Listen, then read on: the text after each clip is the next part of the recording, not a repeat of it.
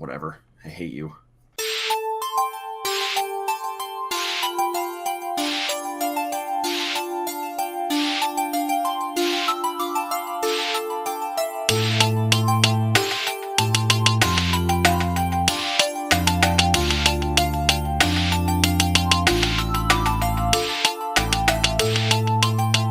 This is the Jack It Off Podcast, episode 24. How you doing? How you living? How you hanging? How's it feeling? I'm a fish. That's all you got for me? Yeah. You're a fish? I'm a fish. Good. All right. Okay. So, much we have to discuss. Of course, last week, we decided that we would lose track of time. You lost track of time. You said you lost track of time, too. I don't got that up on the Hangouts that you're like, yeah, I lost track of time, too, bro. I was just making you or at feel least better. Something like that. I don't know. I was commiserating with you losing track of time. Even though I'm surrounded by clocks, how do you lose track of time? I don't even remember what I was doing. I think I got lost in something I was making. I can't even remember. I might have been putting because I've been downloading a lot of music. Stop. What? Stop downloading music. It's Why? illegal. Dude, I'm buying it. I'm buying all the music. Anything. Yar. I'm buying it with my gold doubloons. I be buying this. This screener rip of Birdman. It's called a VPN, and now that net neutrality's fucked, everybody's gonna need one, Dillon. So it doesn't matter what I do with it. I'm on my own virtual pickered network. That's what it is. VPN, virtual pickered network. So I can do whatever the fuck I want. Look at you. At any rate, I was legitimately collecting music for a faculty Christmas party that they had decided that I had decided that I was going to DJ. Because, man, if there isn't anything more fun than that, I don't know what it is. Because you get all of the joy of DJing something to begin with, which is, what's the fun part, but also you get the added bonus of all of the weirdness that ensues as a result of your influence on a party, which hopefully is a good influence. You just play Africa on repeat. Africa came on maybe a couple days before the party, and I was like, I think I gotta put that on my playlist. As dinner music in between the Christmas music, just sprinkle in some bum, bum, bum, bum, bum, bum. People are gonna love it.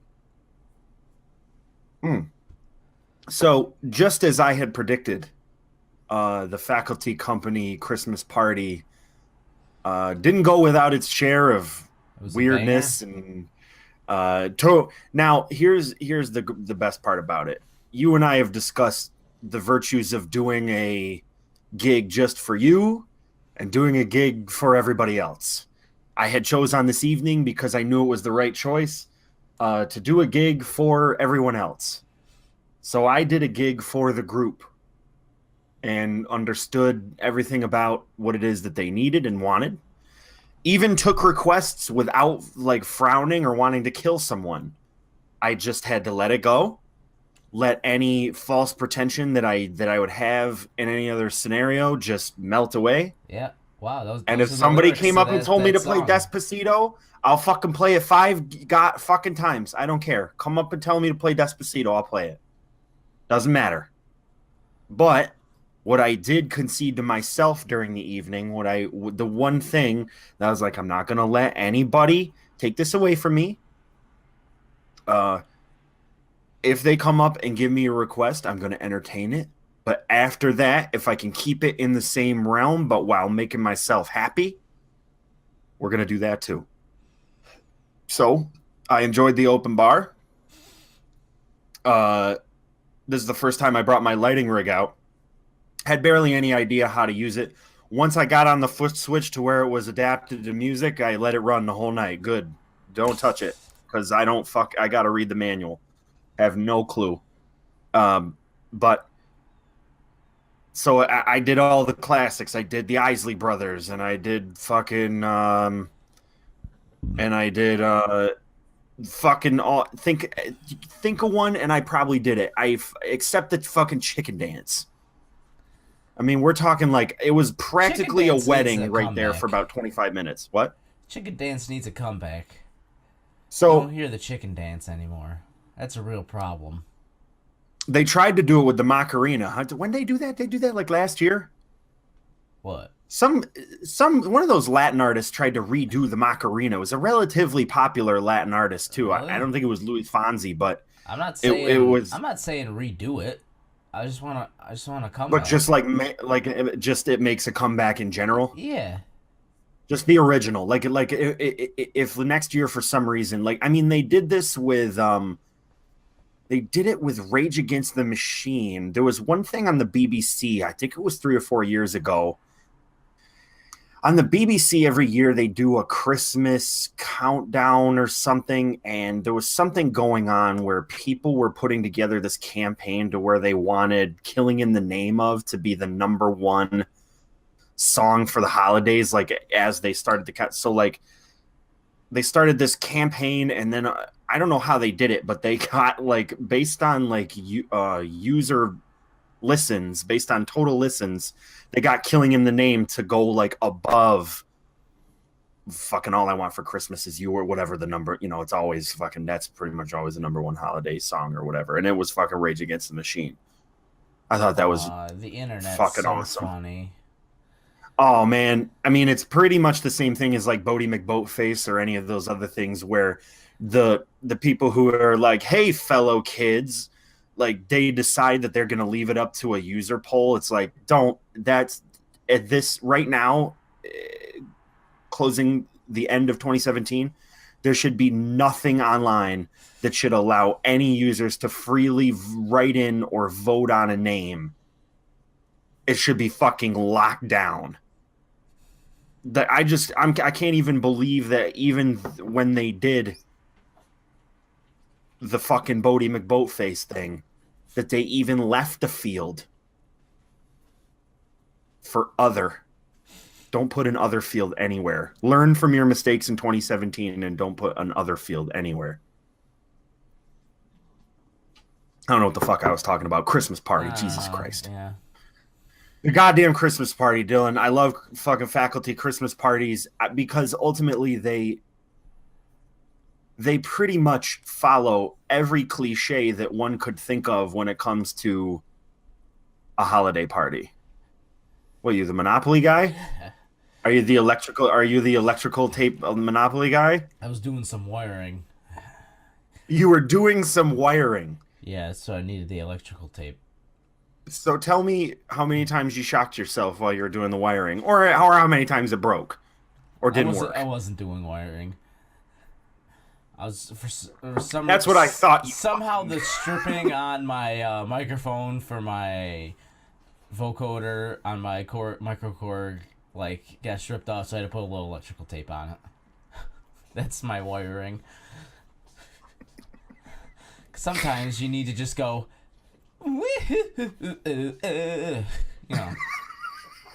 Sometimes you gotta do it. The four vocoder. Songs in the American pop lexicon that include a vocoder, and 3 of them are Chromeo. The other one is Sensual Seduction by Snoop Dogg. That's pretty much it. Get lucky. And that's that kind of vocoder, that kind of vocoder is very specific to Daft Punk. The kind of one that Snoop Dogg uses really isn't even a vocoder. It's just a keyboard run through a voice box anyway. So that's barely even a vocoder. Doesn't count. Because it's not digitally transmitting the signal. He's just putting the fucking noises in his mouth. Doesn't count. So, I always find that the sexual tension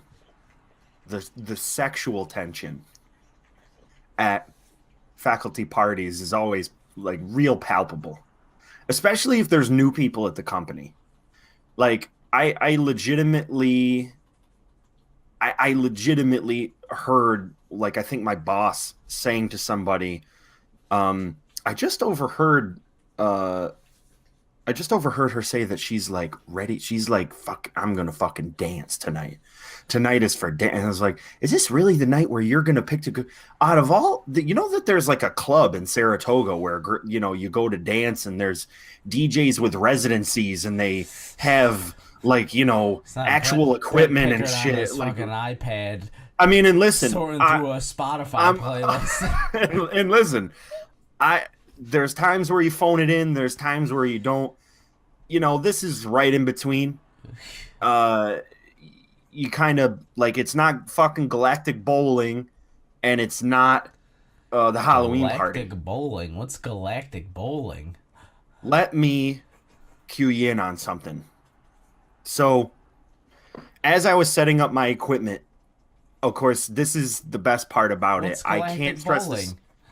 I'm gonna fucking get there. Okay. We're gonna get there together. But it's anecdotally that I'm going to tell this to you. It's me telling it to you. So, you're dancing around, Brent. You're keeping something from me. I know it. I loaded all my shit into my car. It was a lot more shit this time. I had the fucking lighting rig and all this crap that I had to load in there. So I loaded all my shit in my car. And I drove up to Glens Falls. This was at the Queensbury Hotel. And the Queensbury Hotel has those very typical wedding rooms. You know the ones I'm talking about. Yeah. Little square dance floor. I mean, actually, it was a pretty decent-sized dance floor. Lots of tables and the bar installed and, you know, all that shit. I get there. I start unloading my stuff. I realize that there's another DJ there loading in his shit in another room. Now, this guy was 100% professional DJ. Now, there's 2 points that I want to make. First, he had a van that had the wrap on it, like with the nice lettering. It was like whatever media enter fucking prizes, prestige worldwide, right? I was like, oh, it's another like, DJ. Dude, you're a wedding DJ. Calm down. Now, but here's the thing, though. It's gonna really get to a great place. I put all of my shit on a luggage cart. Yeah. You know, the carts that you bring all your shit in? He was doing the same thing. I was like, all right. We're bros now. We're doing the same thing Kindred together. spirits. I see him wheeling in the gig bar, my same gig bar, but the one that just came out. It's the gig bar 2 that's got the lasers on it. So I was like, okay. Lasers. And then he's also loading in Yamaha Club Series S115Vs. They're like my same speakers. They keep making them like the same way every year, but they were clearly newer. He had bought them probably like 1 or 2 years ago. Mine are older, bigger, like bigger, clunkier. A lot of they still work this. Those speakers have worked the same way for like the past 10 years. You know, they're just the best speakers ever. So he was bringing in all his shit. I just said, hey, what's going on? Whatever. Just exchange pleasantries, not anything, not like anything related to what he was doing or whatever.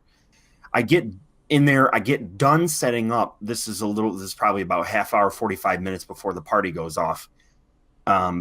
He comes in and he goes, hey, do you do this full time? I said, fuck no, dude. I do this part time for money. Sometimes not. It's a hobby. And he goes, listen, I'm always looking for people to fill in for gigs that I can't do. He's like, I do Galactic Bowling every Friday at the bowling alley up here. He's like, I have guys come in every once in a while and just do like a guest spot there. It's like 2 hours. He's like, it's the easiest fucking gig in the world. You go down, you don't need your PA. You go down there, you hook up your mixer, you hook up your laptop, and you just play music for 2 hours while they do bowling. It's easy as fucking pie. And he said, and also, he's like, I don't know if you're familiar with the Tap and Barrel. I was like, I go to that bar all the time. It's in Saratoga. He's like, I'm down there I think he said like every other Saturday or something like that. He's like, I sometimes can't make it to that one either. He's like, I literally just got twice a month gig at Vapor. And he's like, that's like the sick gig right there is getting into vapor. It's like Oh getting yeah. I got I that mean, vapor that vapor club residency. uh, Vapor. and I said, yeah, exactly. I mean, vapor, lava, it's all elemental Hey, things we're that they going down chose to to. vapor this We're weekend. going down to Steam. Do you want to go to Steam this weekend? Hmm. So anyway, he says, um, give me your number. I'm going to call you January, sometime in January next year into February, and I'll give you any dates that you want, or at least I'll hit you up with ones and see if you can do them. I'm like, fuck yeah. So hopefully I'll be coming to a shitty, horrible Galactic Bowling near you. Uh, What's Galactic Bowling, Brent? it's the same thing as what we used to do when we go down to fucking 10-pin, whatever the fucking Utica and get drunk.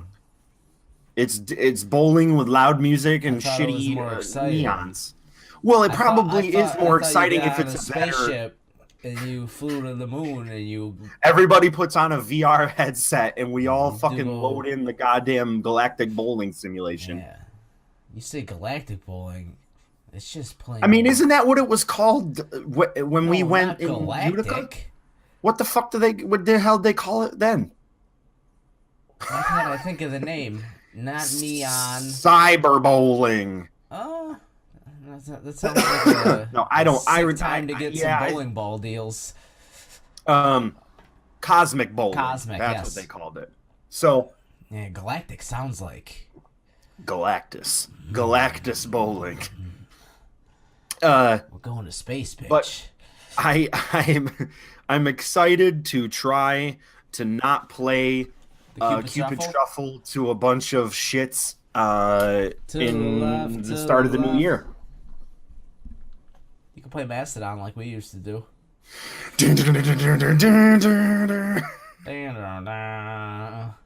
Yeah, that was pretty good.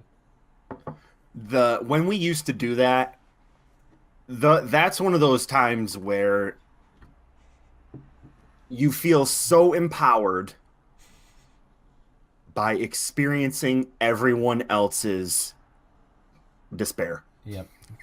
You feel like, in many ways, the message and the feeling and the content of Mastodon's music, especially on Crack the Sky, directly mimicked the feeling that you got as a benevolent ruler of the jukebox. Like, there is a song on Crack the Sky called The Czar. Of course, as a concept of this whole record, it's a very, like, space sort of, like, galactic civilization type of feeling, and you're like you're the ruler with an iron. I just got the last Infinity Stone, and I'm gonna play Mastodon, and you can't stop me.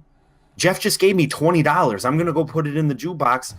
Spend that whole 20 just to play Mastodon. I'd spend the first half of that $20 playing progressive metal, just so that nobody plays Cupid Shuffle fucking 500 times. That shouldn't even been on that jukebox. What? I said they shouldn't even have been on that jukebox. It was a mistake that was part of my formative period. It changed me.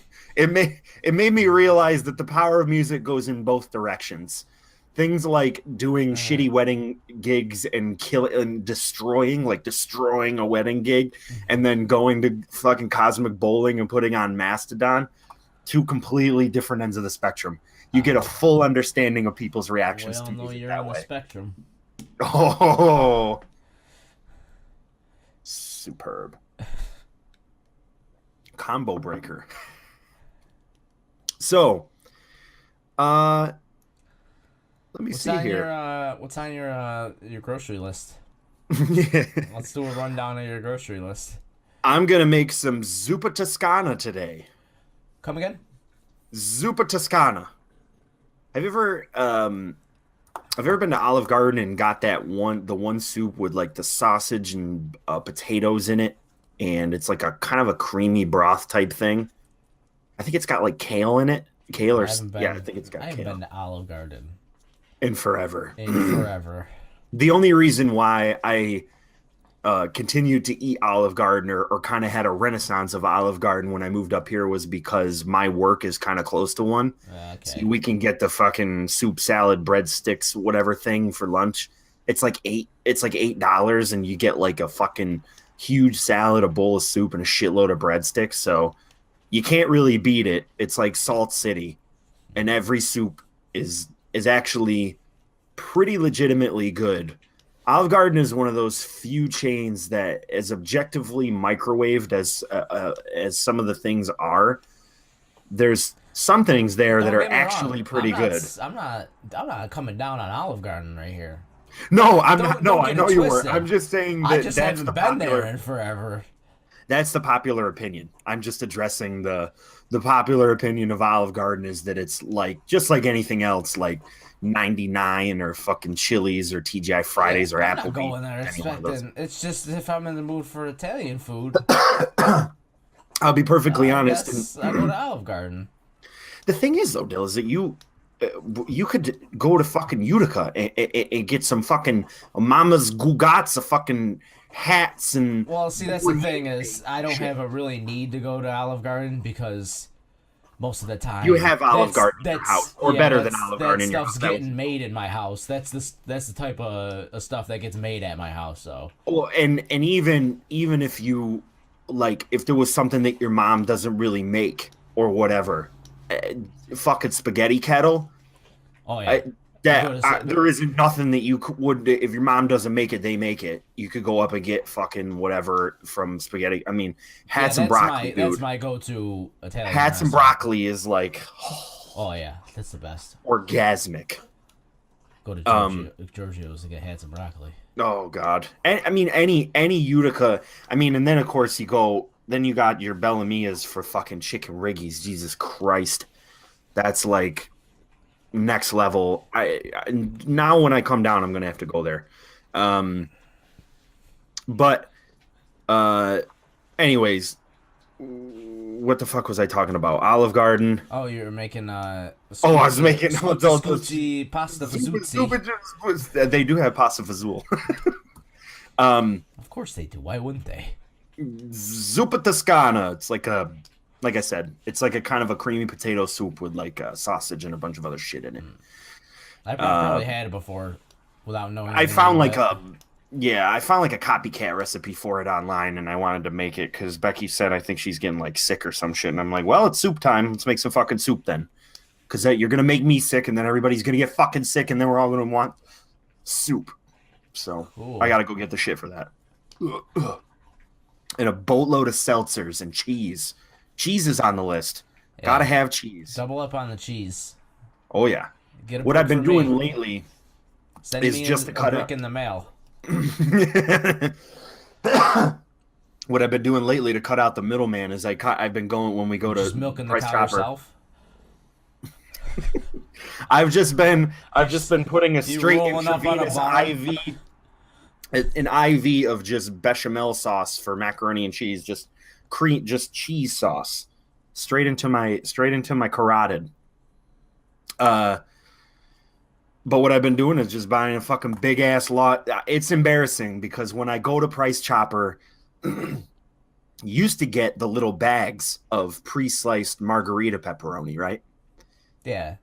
That's the one that I get, or the plastic canisters that they slice at the deli. Either one of those is the kind of pepperoni that I used to get. Now, when we stumbled upon the giant fucking thing of if I walked into Price Chopper and I asked the associate, what's the gayest shit that I can buy in here? He's like, well, you could go over to cucumbers over here in produce, or you could go over like right next to frozen, and they got these big ass tubes of meat. You can get those too. All right, so I'll save the money and prepare the pepperoni myself. So what I do, this is Brent's Snack Prep Sunday tip of the week. You fucking go, you wait for the tubes of pepperoni, the margarita ones, to go on sale, 2 for $6. The sticks, which is right? rare. Just like just the sticks you're talking about? Yeah, the big ass ones. Yeah. With the cake on them. Okay, yeah. You wait, come in, get them shits 2 for $6, which is real cheap. They're normally like I think $5 or $6 a piece anyway, because they're huge. 2 for $6. Bring it home, unwrap both of them, get the casing off, slice them down the middle 2 times, and then just slice them into little tiny triangles. And then you fucking get your big ass brick of Price Chopper cheese that you just bought, that you got for 2 for $6. You get the big ass half-pound bricks of cheese, 2 for $5, whatever they are. Usually like 2 for $5. Trust me. And then, or you get the hell of a good. Or you get the hell you of a Price Chopper. Right? You can get either one. I go Cabot. Well, the Cabot ones. Cabot, you gotta catch on sale. Yeah, they almost always are. Yeah. They all those cheeses are always like 2 for something. But the Cabot, you got the good like habanero. They got a good habanero cheese. Their habanero cheese. They got a good amazing. chipotle cheese. Jesus. Their super sharp cheese, real good.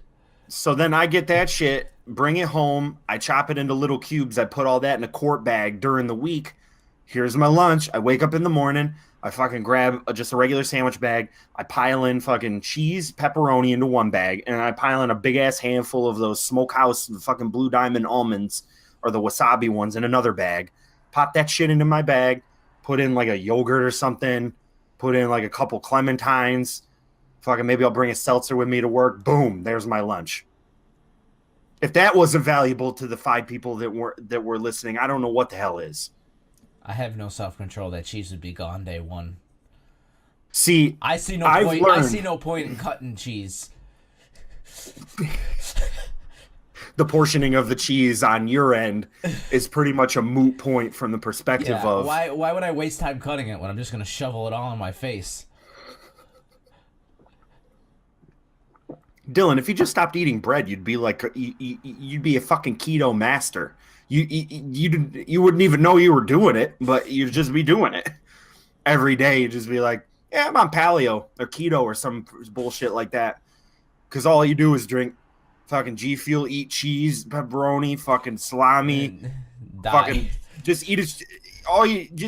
Basically what you do when you do keto is the only thing you couldn't do was just stop eating pasta and pizza. But ultimately, you just eat a charcuterie board every day of your life. That's all you do. You eat charcuterie boards all day. I eat like olives and pickles like it's my fucking job. Like I ingest sodium. I have to drink so much fucking water because I just eat pepperoni, cheese, olives, fucking pickles. So much almonds. It's all like dry, salty shit. And like brines. I'm practically drinking pickle brine. Oh, I love doing that. You ever do that? You ever eat a pickle and it's not pickly enough, so you take a swig of the juice?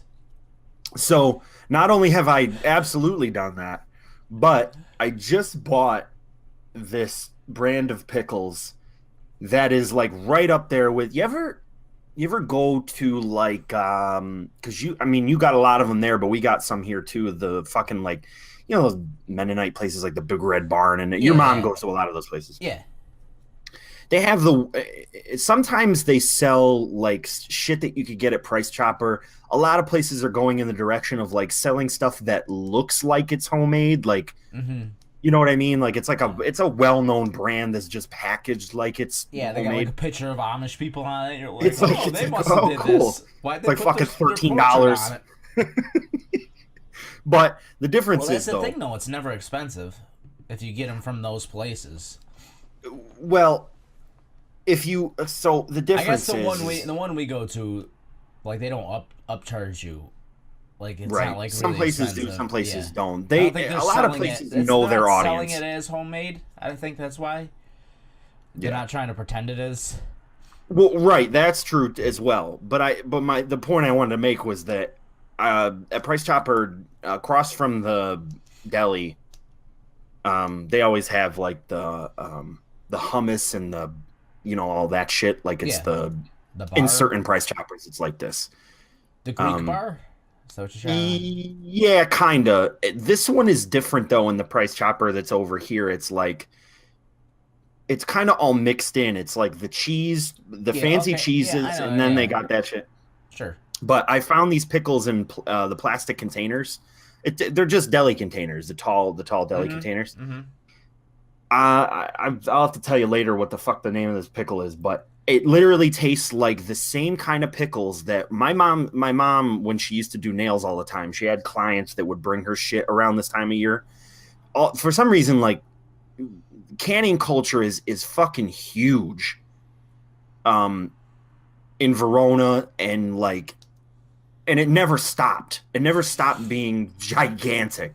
People like you just go over to people's houses and it's like, yeah, come on down to the cellar. I'll give you enough food to last you through the fucking winter in Russia. Like, but one of her clients, Carol, used to always bring us these pickles. She used to do like those dilly beans, and she like if you could pickle it, she had probably a version of it.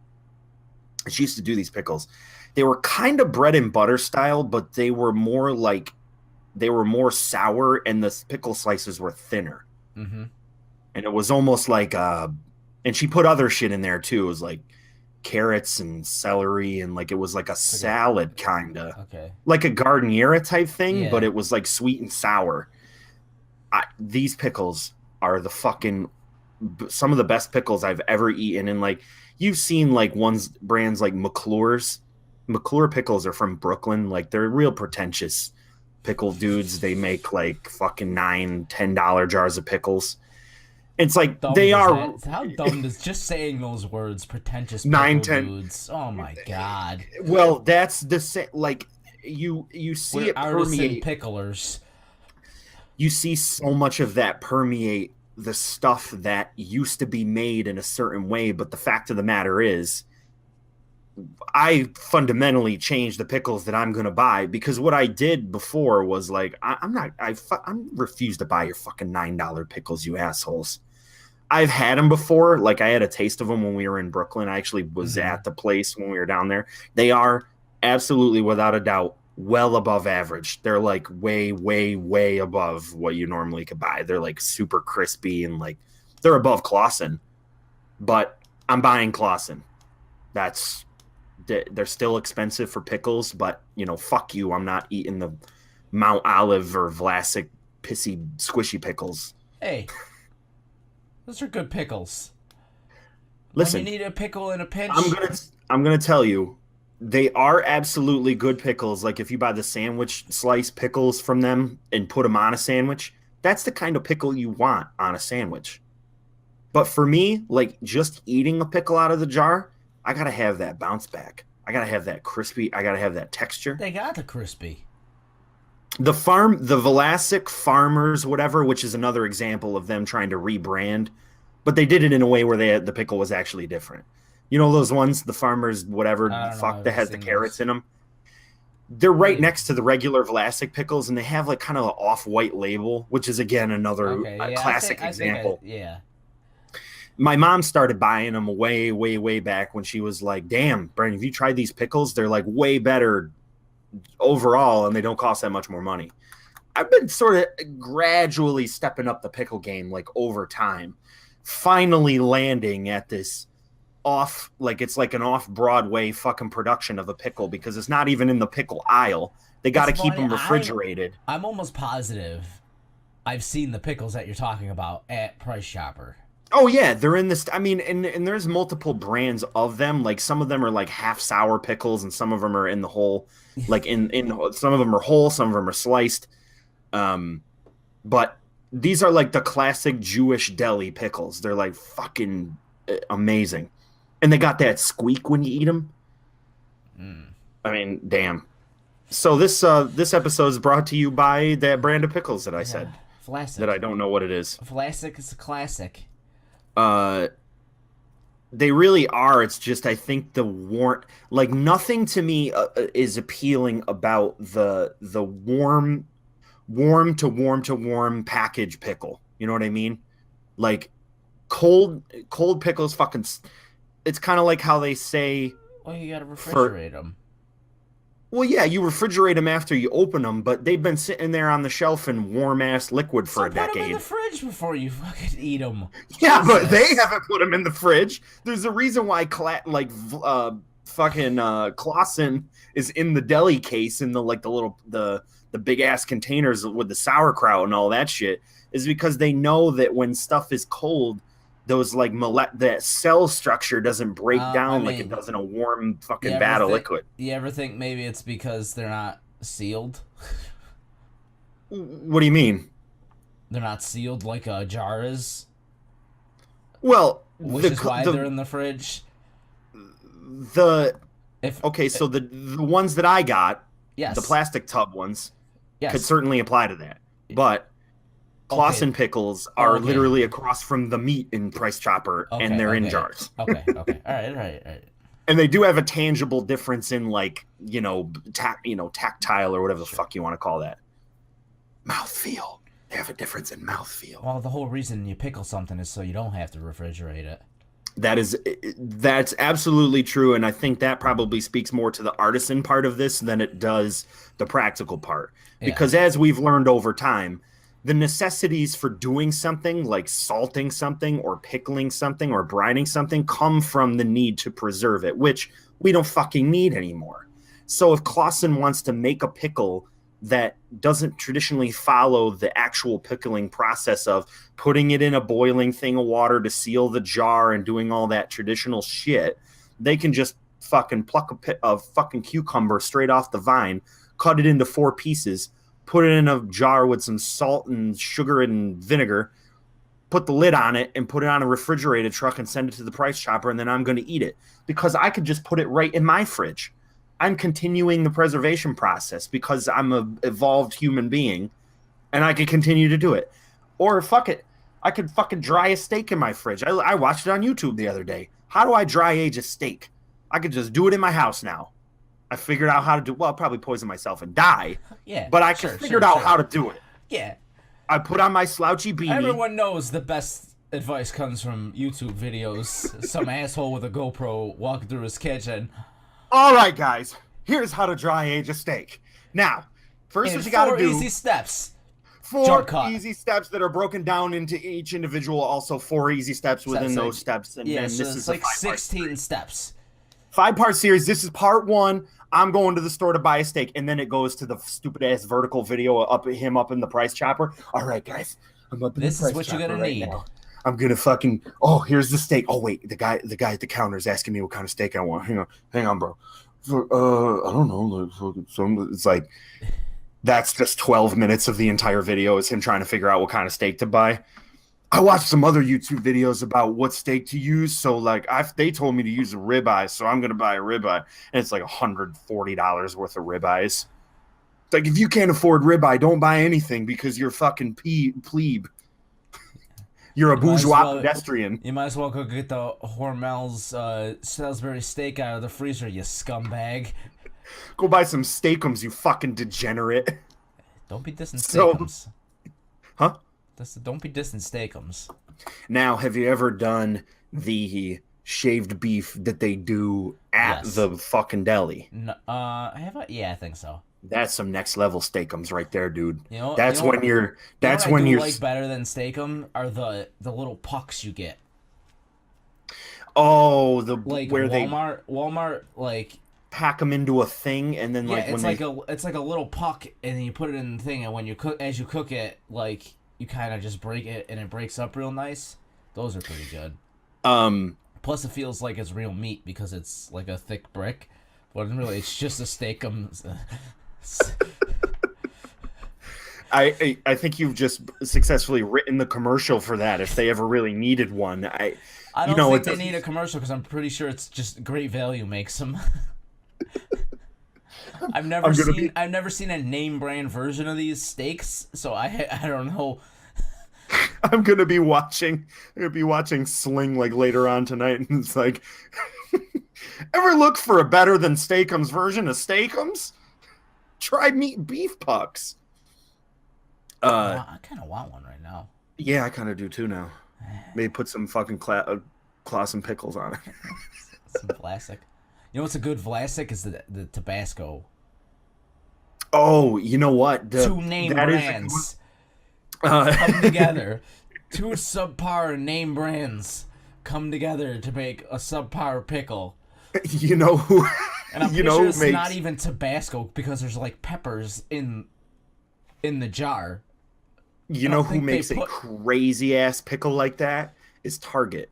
Because Target's real good at doing the artisan, not artisan shit because they came out with the Archer Farms brand. Like, I did a research project on the Archer Farms brand, which I don't know that I've... You never seen that before? No. Well, I don't really... Do you have at the Target? What the fuck is your nearest Target? Is it up in Sangertown? Or up in... one in Sangertown, yeah.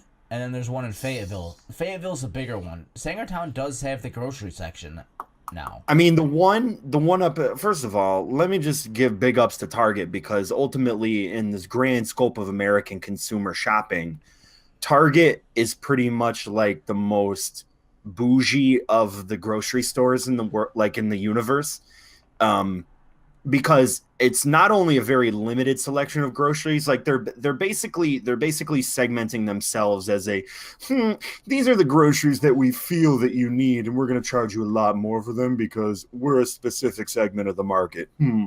So that's the first thing. I just see it as we added some groceries to make it convenient. If you're buying that's a shelf some in of here, the targets.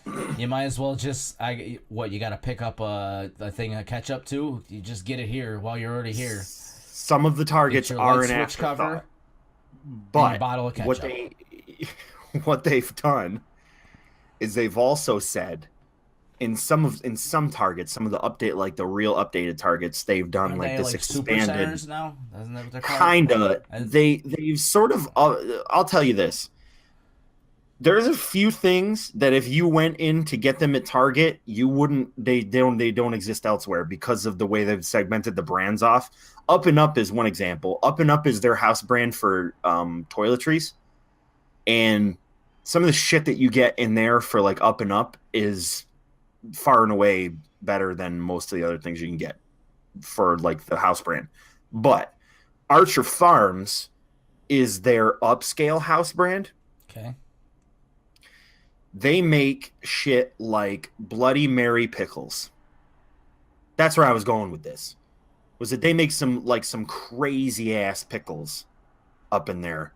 And again, they've segmented themselves off as the quasi-organic sector, where it's like, it's not Amy's or shit that purports itself to be completely organic, but they've designed the brand so that it looks like has a higher, it's an upper crusted type of idea. Yeah, it looks like it's its own brand, not a... It's not Great Value, because what they did with Great Value is they went in the opposite direction. They said, we're going to make this look like dystopian future brand. Like Evil Corp brand. Yeah, it's white box. Yeah, it might white as well box with blue letters. Yeah, exactly. They went so far in that dystopian, like cyberpunk food grocery shit. And then Target went in the other direction and said, well, we're going to make it look like down home type of shit. You know what I mean? Like, we're going to make it look all... But they literally have an entire aisle of fucking trail mix. They make some, like, peanut butter and jelly trail mix. You haven't lived. Your life has no meaning until you ingest peanut butter and jelly trail mix. Even the smaller Target section, I'm pretty sure, has the whole aisle of trail mix. Most of them do. Yeah. And I mean, again, if you want to be real bougie, here's a bougie cart for fucking Target. Okay, you go in and you buy Harry's shave kits, because they're exclusive to Target. Harry's shave kits. And then you go over to the Archer Farm section. Wasn't Harry's like a Dollar Shave Club? They're kind of like that. They were trying to segment that, but they were more focused on retail. But their whole thing is like, their whole thing is targeting the halfway mark between the turbo hipster that's got the straight edge, the hot lather, and the fucking horsehair brush to put his shit on his face, and the guy who's like, I just need some fucking edge shave gel and a goddamn disposable razor. How many blades this thing got on it? I need 100 blades. I need fucking 5,000 blades. Harry's is like, okay, just take a breather for a second. Very similarly to Dollar Shave Club, but they're just like, okay, listen, it's a 3-blade razor decent handle, nice packaging. We do some decent like little shave butters for not that much money that you could put on your stupid dumb face and shave your shit and be done with it. I kind of like that approach. It's like I want to pay a little bit more, but I don't want to, go with that I don't want to live the horrible life of the guy that has dedicated an entire appliance to heating up fucking foam suds to put on my dome. It's not going to be me. I'm sorry. But It's not gonna I make digress. this ugly face look any better. Nothing's going to change anything about this visage, this thing that I got going on here. Look at it. Look at it. I want all of you to look at it. But the bougie cart that you can set up for yourself is you put some Harry's in there, and then you go over to, you get yourself some organic Applegate Farms fucking uncured bacon, and then you go over to the fucking trail mix section and you get the peanut butter and jelly trail mix, and then you go and get some LaCroix. You fucking get some pamplemousse fucking LaCroix. Because fuck Pamplemousse. Grapefruit is too fucking that's the fucking bougie. It's the bourgeoisie or the proletariat. That's the fucking proletariat shit. The bourgeoisie uses pamplemousse, where it just barely tastes like grapefruit. That's what that means in French. Pamplemousse tastes like shitty grapefruit. That's what that roughly translates to. Well, it actually just translates to grapefruit, but pamplemousse. It's like Clouseau from fucking Pink Panther. Okay, say pamplemousse. Pamplemousse. I like to buy a Dumbarel. Anyway, and then to finish out your bougie cart fucking adventure, you can head back over to their limited craft beer section and put in a nice special edition Fat Tire, or perhaps a sixer of PBR if you were inclined, if you were a hipster on a budget. And you could go get a nice pair of raw denim fucking house brand jeans from the that look like they're raw denim, but they're really not. There's some fucking polyester shit or something or whatever. Anyway, so the retail portion of the seminar is over. Mixing a little pickle cast in there. I could probably do an entire podcast, maybe not so much on pickles now that we've really explored every annal of the pickle world. However, I do think I could probably do a podcast that's just about food. I mean, it could go anywhere. We could do, I could just dedicate the whole of one of them to just craft beer. Craft beer. I mean, we could do craft beer cast on Twitch. Listen, people sit around and watch people fucking go to clubs and get fucking drunk on IRL on Twitch. There's no reason why we couldn't sit in your room and go buy a bunch of fucking expensive beer from Beer Here and talk about them, read the labels, chug it all, and then chug one and be like, I'm getting notes of beer. Yeah, it tastes like beer. I gotta chug another one. I didn't really get a sense of that one by shotgunning it as fast as I possibly could. So the topic of the week, the topic of every week. Did you play any good games lately?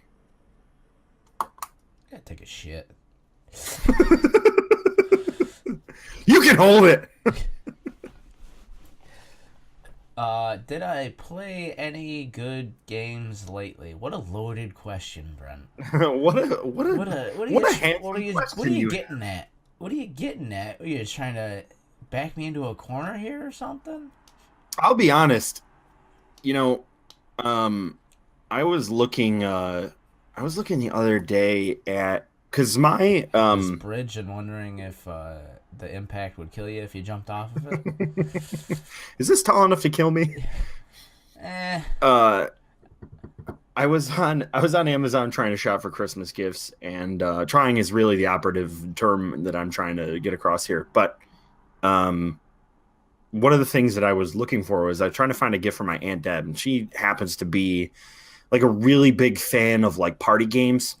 She's always trying to get on that next precipice of like, what's the next party game I'm going to buy? Because she's one of those people where like you would go over to like everybody goes over to her house for some reason to fucking do stuff, to drink, to have fun, to party or whatever. This month is a little different. She's down in Texas, but I figured I'd buy her something.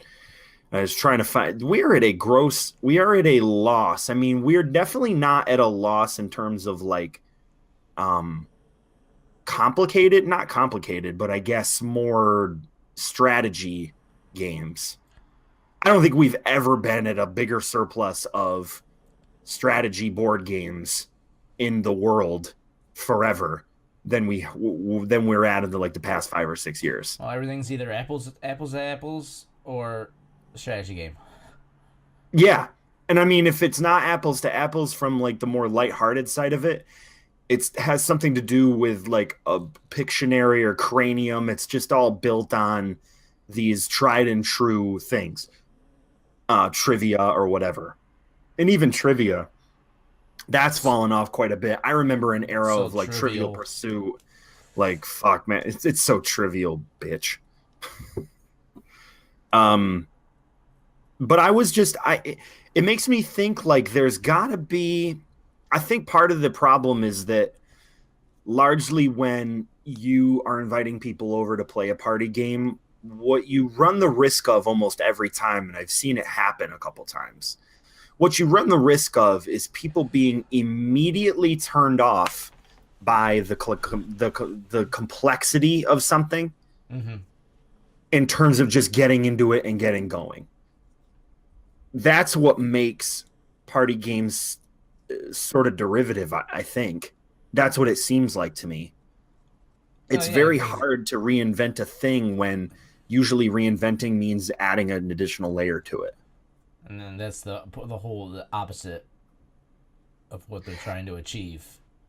Well, that's why the Jackbox party games, they're so easy. They're so easy, and you jump right in, and it explains it to you right there. So, like, no one needs to explain it to you. It's like literally just watch this, watch the beginning of this, and it's gonna tell you exactly what to do. And that's an example. Pick it up in 2 seconds. Oh my god!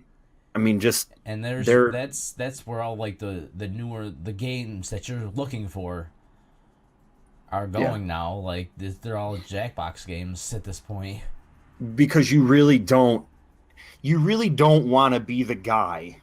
I mean, it's such a scary concept, and in many ways, this translates over to like what the feeling is that you have in your gut when you invite somebody over and something doesn't go correctly in terms of like what you're going to play or what you're going to do. It's absolutely the same thing as if you clear a floor when you're playing out. Like if I clear a floor, I'm scrambling to try to fucking get the next thing going. It's like humming, like you're sweating now. Because for some reason there's this expectation that like when you invite somebody over, you've play tested this shit. It's like you created the Jackbox party pack. Or you created the internet. It's like, oh Jesus Christ, my router is down. What the fuck am I going to do to entertain these people? I'm screwed. Oh, your phone doesn't support it. It's like, fuck, kill me. And that's a scary notion for most people. So when it comes to games like Cards Against Humanity, it's like 2 things: white cards, black cards, match the cards, fill in the blank. Mad Libs. Someone pick it out. What's the funniest? So that in and of itself prevents, I think, innovation with people wanting to do games that maybe step outside of the ordinary. I guess the only way you can innovate is our content. Yeah, because no one wants to sit there for 20 minutes listening to you explain the rules to something. Yeah. And then after they do it, they go, all right, we'll just play and you'll get it as you go along. How many times have you fucking heard that? How many times have I said that to you guys when we used to buy 100 board games? I explain it to you. Let's just play it. We'll figure it out. And then somebody invariably will be like, I'm a visual learner. I learn by doing. It's like, no, you don't. Flux. You can go fuck yourself if you think you're going to learn by doing Flux. Listen to me right now. these first couple moves of the game are very important. I'm gonna have a step up on you if you learn by doing. You've set an expectation. You have written a check that your ass can't cash. Yeah, I'm if you're gonna going to tell stomp me you that during into these the ground, and you're gonna be like, "This isn't fun because I'm losing."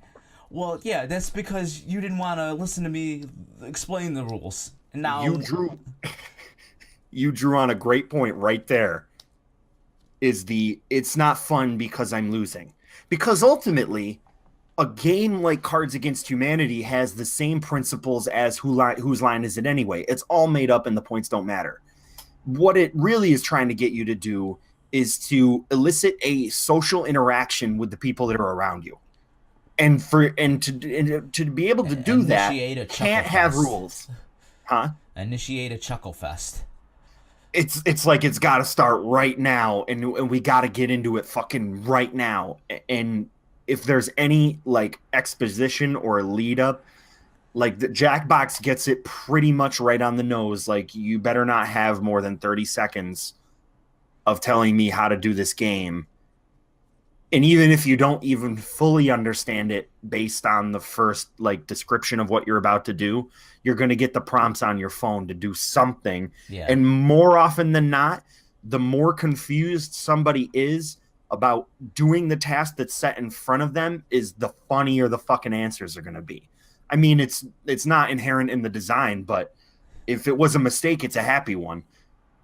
You know what I mean? That's like, what it boils down to too. Is like, there's just wider game, but at the same time, you look at your phone and it literally just says, write something. Draw a picture. Like, draw a picture. Write, fill in this blank. Like, I mean, the most genius games of our time are ones that sort of belay more like subjective creativity, like Pictionary and fucking things where it's like, I guess the more free form a game gets. Even Pictionary, if you try to bust that out, I can't draw. Well, who cares? That's so weird. And that doesn't fail either. Just as many times as somebody will say, "Well, let's just start it and we'll figure it out," there's another person who's like, "Well, I can't draw, sing, do impressions, talk, fucking live, breathe, fucking enunciate. I can't do any of those. I don't even know why I came to this party. I should have just sat at home and been a waste of space there instead of coming here and ruining your party by complaining for 20 minutes. I just thought we were gonna play Drink the Beer. Oh, I can't play Kings. Once I get drunk, I can't memorize instructions. I mean, that's me, but I'm making fun of if you can't make fun of yourself, who can you make fun of? Everybody else but me. I'm perfect. Like, your brain is in many ways much more adept at sort of grabbing a hold, and it's very linear. You have a very linear thought process when it comes to things that have to do with either skill or whether it's you typically gravitate towards games that the way that you would think about a party game is way, way above what most people would think is a party game. Like, you could, in many ways, say, I think Settlers of Catan is a party game because me and my friends can sit around and play it and drink and still play it. If you told somebody like who is a traditional, very like low-key party game type of person that Settlers of Catan for you is a traditional party game, they'd be like, fuck you. Yeah, there's no fucking way. I also wouldn't be like, okay, well, we're playing, this is the party game we're playing. You understand. I don't want to explain the rules of that game to anybody. No, I'd rather just everyone knew how to play it. That's I mean, again, it's another extension of knowing your audience, because the party game thing is so nerve-wracking as it stands. Along with everything else, you really have to know who you're playing this game with and what because as well as anybody else, if I get into playing a game I'm not necessarily. It might have been the case in the past, but now it really is different. If I try to play something with you, I'm much less likely to be pissed off if I'm really bad at it than I ever was in the past. Like if those things just don't become frustrating for me anymore. Like if we played a really complicated board game, it actually might end up that I might piss somebody off because I'm not pissed off. Somebody's, well, you're not fucking trying. It's like, listen, I'm not. Why would I try? Because it's clear that I'm too stupid for this, and it's not me being defeatist or it's not me discounting my intelligence. You're just too dumb for it. Too dumb. I just don't know what you want me to do. Like, and if you don't understand that, you're projecting way too much on this situation. Like, it's not that the minute I say, well, I'm too dumb for this, that you should just shut down the fucking operation. I'm not expecting you to do that. Down. But what I am expecting you to do in that scenario is temper your expectations. Lower them. Just lower them a little. Is all I'm asking for. Because you understand my sensibility when it comes to playing a game with other people. I follow the same standard as anybody else does. Like, I myself am definitely the guy that comes over and is like, yo, let's play fucking and it's usually the ones that everybody always plays. Jackbox is certainly an example. Fucking Cards Against, that's dying though a little bit. Cards Against Humanity is pretty much dead. I hate those games. They've become more of a culture than a game now, so it doesn't. What they're doing like now doesn't really matter. Like the apples, whatever. Yeah, any like kind of game like that. I never liked it. Never liked playing them. That's why I'm saying, like, a part of this, the beginning of this, me mentioning that was just because I feel like there's just it's probably a symptom of me just not looking hard enough, or this is just a limited scope of what I was saying, but it just doesn't seem like there's a lot of options out there in terms of like really well done, easy to play games. It's probably an extension of Moore's Law. It's like, how many more things are we going to get to before it just keeps becoming, it just sucks because I actually really do like, I like the classics. That's the problem, is because you're buying it as a present, you want a known quantity. You know what I mean? That's typically the thing with buying almost any present. You're not gonna buy someone like this game that you've never heard of. Now, right. If you were buying yourself a party game, yeah, sure. Buy the weirdest shit you found. Well, I mean, like the we didn't play test this at alls of the world. Like, those are ones where if you and your friends were comfortable enough with each other's humor and style and sensibility or whatever, that's a game you could definitely buy and be like, all right, we're gonna try to play this, and see what comes out. I've just heard that it's something that's kind of weird and edgy and fun to try to play. Yeah, but if you're buying someone for a gift, you can't just be like, hey, here you go. It says it's a party game. I've never heard of it. Never played it either. I had 5 stars on Amazon. Hang on one second. I'm gonna keep talking, but I just gotta plug my laptop in. I gotta find my fucking charger out here somewhere. Huh? I don't know. That's just party games. That's what I call party games. Volume 1, The Reckoning.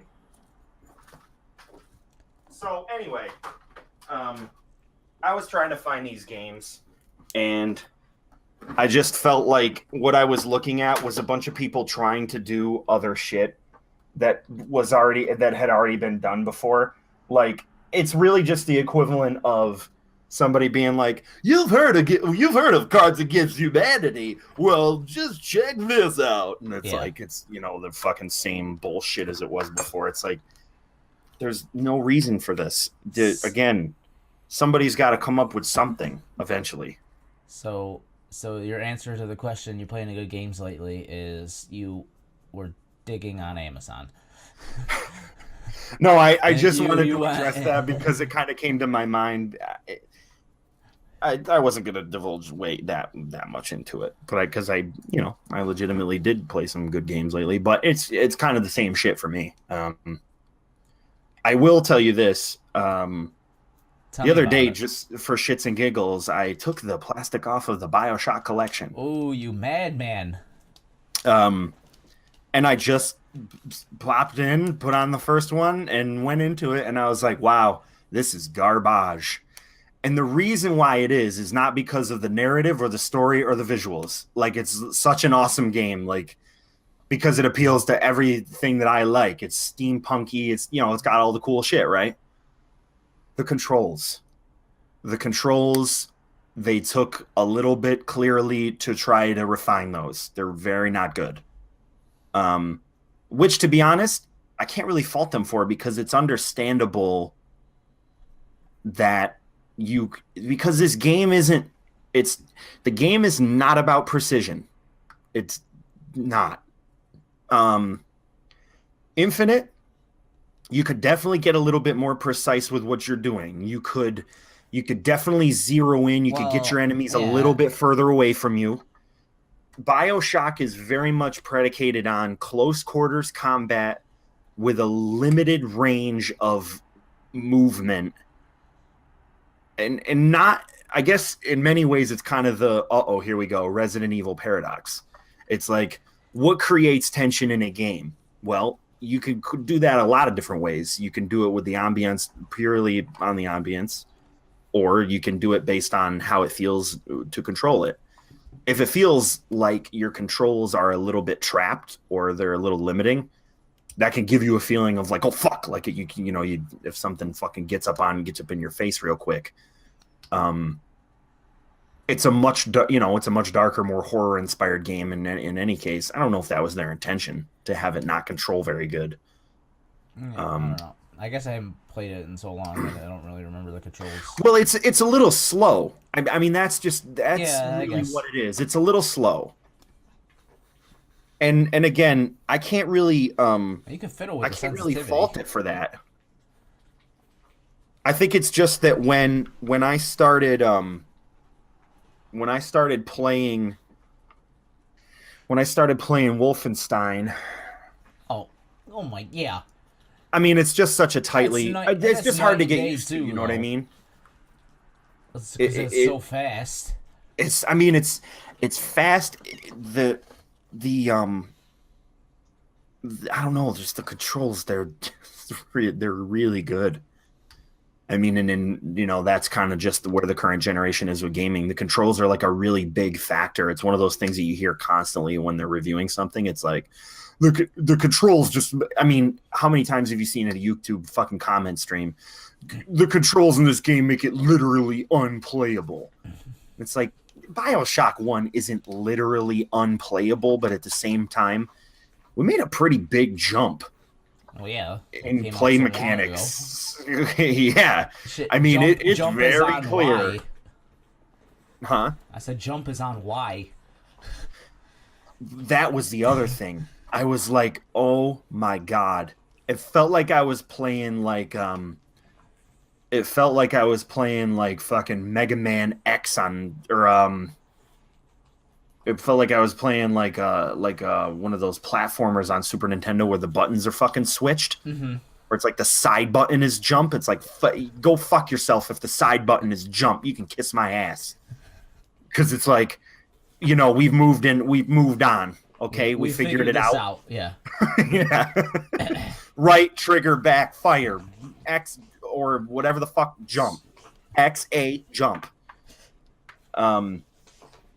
That, again, even then, you could get used to it in that game, but it still is just that when you're trying to fucking shoot somebody and they're telling you in the loading screen that it's like, shoot him in the head. That's a thing that you do in a game to kill somebody quickly. All right, yeah, I could probably try to do that if my fucking reticle didn't go like fucking up the screen like it was scrolling credits. It's like I'm just trying to get to his head, but I can't get there. Maybe you need to play with the sensitivity a little bit there. Yeah, I probably should. That's I'm just doing that for comedy. I really just felt like it does have out of the box a not very good play feel. It's not very quick. But again, game's a classic. A classic in narrative. I didn't get very far in it. I kind of just did it as a lark. I just, played for a couple hours. If I wanted to do the whole thing, Fridays ago. At this point. Oh yeah, that's I'm quickly realizing that there's vast limitations to what I want and can play now in a sense. And it's like I told you before, I really don't know why, but like I'll sit I did it this morning. I turned my PlayStation on and I was like, maybe I'll play a little Horizon.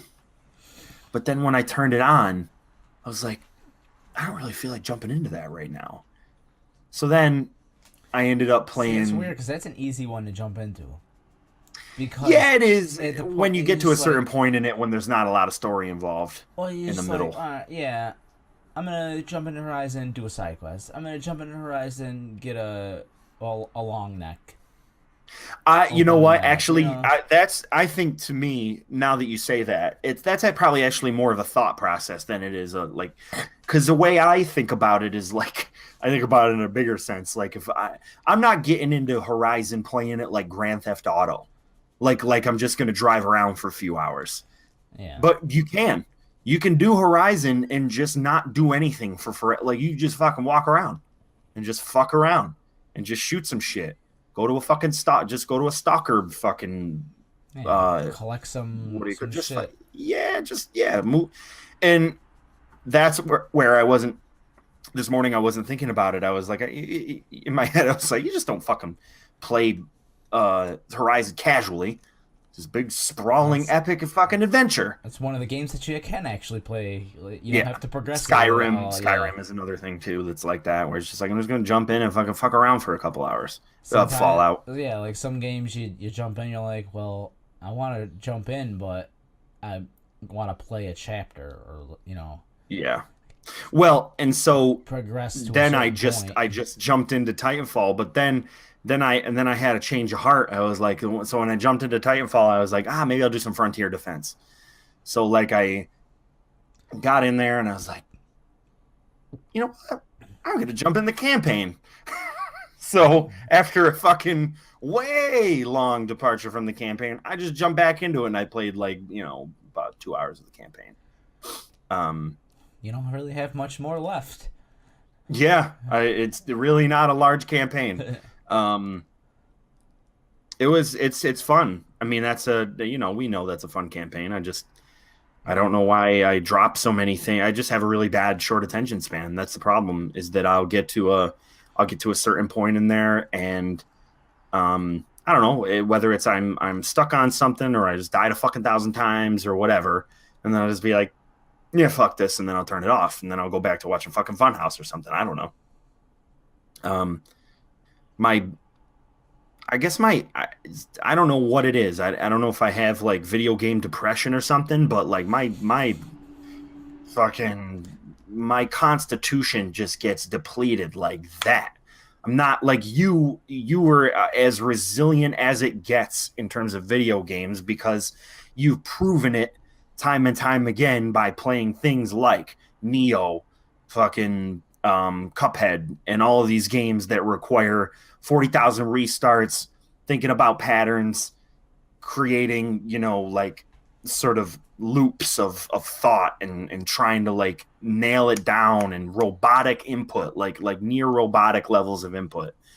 And I more am just like, if I don't get it in like 3-4 tries, like on a certain section of a game, I can't do it, can't finish it. It's just not happening. And I'm just done. And then I move on to something else. Oh, I wonder who that is. I'll say hi to Brent. The most consistent guest on the podcast. Yeah. Clearly the one that she's more consistent than we are. Yeah. I mean, she could probably, if she knew how, just turn on Hangouts one day and start OBS, and just we could do a podcast of it. It's just called "What You Got There" with Brent and Anna.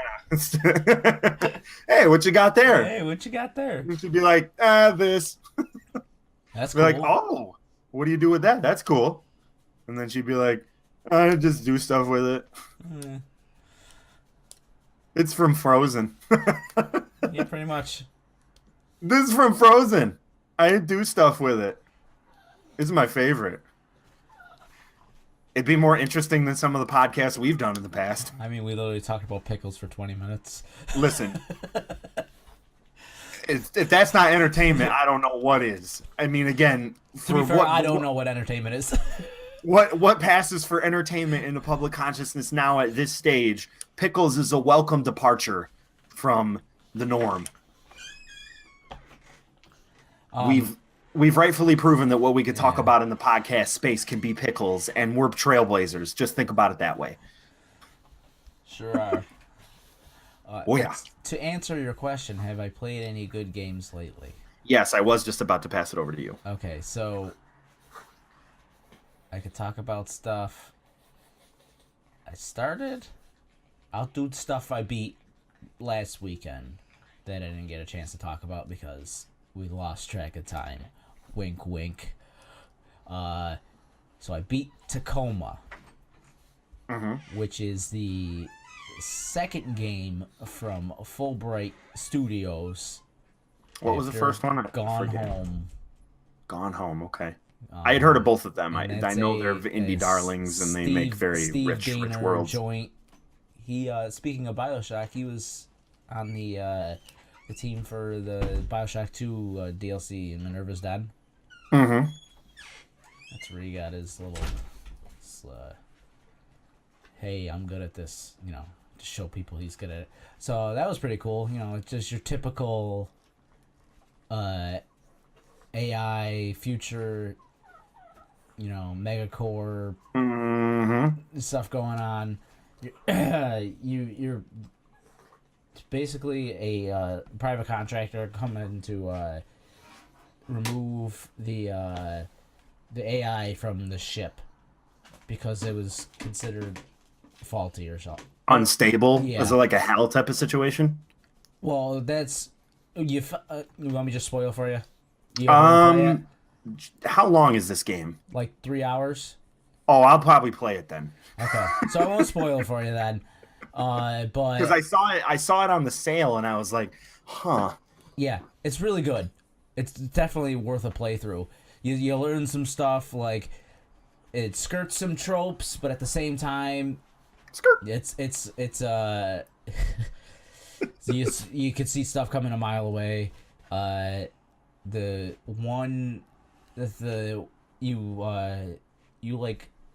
like a AI or like a AR, augmented reality situation going on, and like everything, and it records your body movement, like that whole thing is like a ghost type thing. Yeah, like ghost style, like visuals, and so you're walking into rooms and basically watching this story play out through these.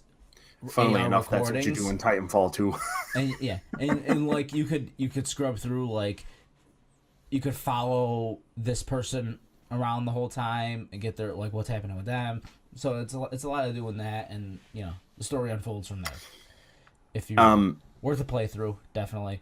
What's the action element, or is it like a more story driven, like a walking simulator? It's a walking sim. There's no. Okay, because I mean, the game element is basically the looking at the AR stuff and like fast forwarding, rewinding, piecing the story together, and basically like that's it. And that's the story element of it, or the gamey part of the game. I had been looking at, because they had them for like, I think I even bought maybe like one of 50% off, I think now. They had like, I bought a couple of weird things that I just kind of was interested in. I can't even tell you what I bought. I think I bought them for like $2 a piece. I was just throwing shit in the cart, and I was like, the other one that I sort of was interested in that I had seen in the past that I sort of wanted to try was Everybody's Firewatch? Gone to the Rapture, and Oh, okay. then the one after that, which was the one that was on the, it looks like Ireland kind of. It's like a country, more country one. Everybody's Gone to the Rapture, and then it was See, fuck. if you It actually was went from the in same and studio. if you went in and downloaded or added all the games that you get for free for PlayStation to your library, you would already had Everyone's Gone to the Rapture because it was a free game. When was it? A free though? A couple months ago, I think. Oh, well, at any rate, that one was one that I kind of I just don't I haven't played a game like that. I haven't played a walking sim, so I just thought maybe if I did one, Vanishing of Ethan Carter and Yeah. stuff like that. I Um, say if you're gonna do one, I'd do Life is Strange. I The remember first, watching Jeff play the first chapter of that, Mhm. and I did actually like it. I thought it was a very it just was a very engrossing game. It's just very much like a visual novel type. Yeah, they're very Um, cliffhangers. They love their cliffhangers. oh yeah, I Every mean it is every episode. I now that just they've got the released everything, you can binge it. yeah. That's what I did. That's how I played it because it was free on PlayStation Yeah, a couple months back there. So there. I did play through that, and then they're doing the prequel right now, Before the Storm, Yeah. and I just picked that up, and I haven't started it yet, but you know I I've heard enjoy good the things about it. idea. I enjoy the idea that these things can just take a couple hours of your time, 2 or 3 hours Yeah, of your time, and if you wait long enough, you can get them all in one type of it's thing. like basically a movie. Yeah, which is not necessarily a bad thing to me. It's kind of a cool concept. There was one other one that Interactive movie. there was one other one that I was sort of interested in too that I can't remember. It was along the same lines as Ethan Carter, but well, you told me to play that one that was the one about shit. Hang on, I'll get it. The first one was the unfinished swan, and then the second one was what? Oh, what Remains of Edith Finch? Yeah, that's the other that's sort of the other ones Yeah, that I sort of wanted to get into also because you gave me that recommendation and I was like I really wanted to play it and I just forgot about it. I didn't even like yeah. so I'll have I to see played if through I the can get that. unfinished one after I played through Edith Finch. That one's good too. Yeah, Um, I remember you saying I should play through the first one and the second one. yeah. Well, they're like there's a A callback common to thread. no, not really a comment thread, but like Oh, like a callback to Unfinished Swan oh, okay. in Edith Finch. Yeah. That and then I played Doki Doki Literature Club. So, funnily enough, I had been watching a little bit of it on Game Grumps. Obviously, they've been doing a real Uh-huh. long series on it. It's not Um, that long. Like, how do you do a real well, they long? break it up. They break it up into a million pieces. That's Oh, why okay, they've okay. had it for such a long. But their thing with it the thing is, I'm kind of out of them right now because I really liked more of when they did stuff where they just did comedy bits over them playing games. Uh-huh, Didn't really uh-huh. necessarily have to be a game that I liked. Now what they're doing is when they play these type of like visual novel type games, they just do a bunch of voices for the voice actors. It's like, Mm. or not for the voice actors, for the text. It's like Yeah. I don't really give a fuck about that. I mean, Dream Daddy was kind of funny when they did that, but Well, I mean, at the it's same time, understandable that they did that though because it was because it's them, yeah, because yeah, it's it's their Aaron. It's game. like Yeah, it's funny to begin with because he wrote it. yeah. So doing Doki Doki is like I read this is really kind of awkward. It doesn't really translate well. But Yeah. that's go ahead. I just wanted to interject on that point. Oh, yeah. You know, you hear stuff about it. It I seems like like. it's a really fun game and It's not fun. it's not fun. No, it's a visual novel. There's Well, I nothing mean, fun no, I about it. don't It's mean not fun. that I don't mean fun. fun from a gameplay mechanic perspective. It's a fun It's like it's fun in the sense that a Marvel movie is fun. A you know what I mean? When you can describe something as fun when it's not like I guess. But, You know what I mean? It's a fun summer blockbuster. Well, the fun part is the way the story plays out. That's what I'm saying. Yeah, but it's a fun story. Nothing about it. It's not a fun story. Great. There's no fun story. So why are you playing it? Because there's a twist that, like, I heard it goes to this weird play. You're never gonna play it, right? Obviously. Well, now that you're fucking saying this, because the reason why you did it is because the same reason why now you're gonna make me want it. Everybody else wants to do it. Why everyone else was playing it and why you should play it, but I don't know that. Well, then there was, and it's free, so. Oh. Where it's free on? It's free on Steam. Oh. It's just a free game. Shit. Huh. Wonder how they monetize that. I don't know. I guess I won't even spoil it then. You should play it. Okay. I was going to tell you to, I feel bad that you. All right. Well, if you play it, we could just talk about it next week. All right. Another short. It's short as well. Yeah, I think it was like 4 hours. Okay. Yeah, I can roll through once you get to the switch, like the turning point. I mean, it's kind of slow going because you're basically just reading. But you'll know when you get to the turning point. And it's a hard left. Like a Rosario vampire hard left? No, I'm not. It's not a. I won't. I'm trying not to spoil it. It's dark left though. It's not a gameplay left. It's always going to be the same gameplay. But does it get dark? Yes. Okay, that's what I figured. I figured it got weird, dark. It gets weird and it gets dark. Okay. So your homework for the week is to play it. Okay, I'll play Doki Doki.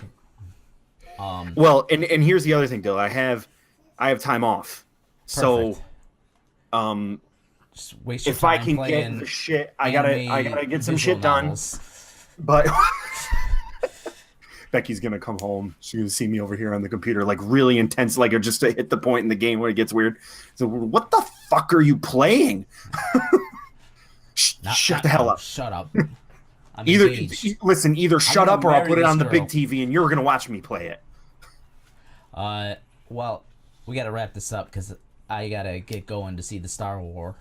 Oh, you're gonna go see Star Wars? I'm gonna go see the Star Wars in the IMAX 3D. Get the fuck out, dude. All right, so we're gonna have something to talk about for our Christmas edition of the podcast. So yeah, go get going. Who's coming? Who's going with you? I'm going with Dan. What? I'm going with Dan. Everyone else is working. Oh, Jesus Christ! I wish I could come and see it with you. That sucks, dude. I already bought the tickets for it. All right. I had to buy them last night. I was going through all the show times, and some of them were sold out already for today, and other ones like the whole center, because of the IMAX, the whole center of the IMAX is just like sold out. So I'm like off to the side a little, like towards the top. I'm gonna throw up. Everything looks gutted. It's all gutted up the middle, and then you have all the seats like right in the front that you're looking straight up at the screen for. Jesus Christ. Yeah, so I gotta get going for that. Okay, well, that is the Jacket Off podcast. Remember that the audio versions of this podcast are available below the video description. I am jealous that Dillon is going to see Star Wars, and also maybe if I came up with one, you can't always be The Last Jedi. Sometimes you're a New Hope. What's wrong with a New Hope? Sometimes you're... Sometimes... Jesus Christ. I don't know.